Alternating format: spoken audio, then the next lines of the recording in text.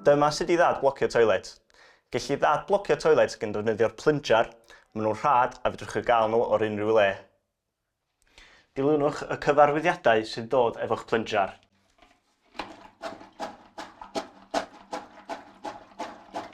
Unwaith ydych chi'n meddwl mae'r blockage wedi glirio, flushwch y toilet I gweld os mae'r dŵr yn rhedeg yn iawn. Ail gwneud y proses tan ydych chi'n meddwl mae'r blockage wedi glirio. Os na fydd hyn yn datrys y problem, a mae'r blockage dal yna, cysylltwch â ni.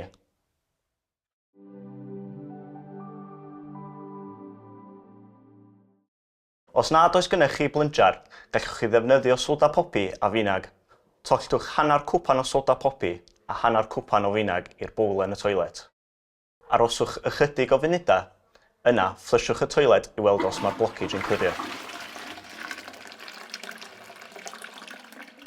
Os yw'r dŵr bron a gorlifo, peidiwch â flusho eto, oherwydd gall achosi dŵr I rhedeg.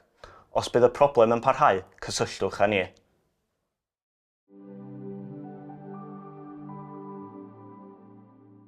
Dyma sut I ddadflocio sinc.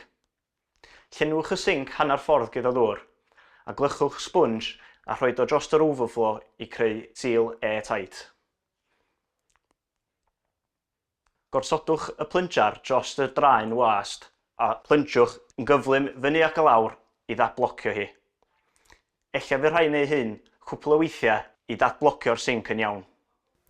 Os na fydd hyn yn datrys y problem a mae'r blockage dal yna, cysylltwch â ni.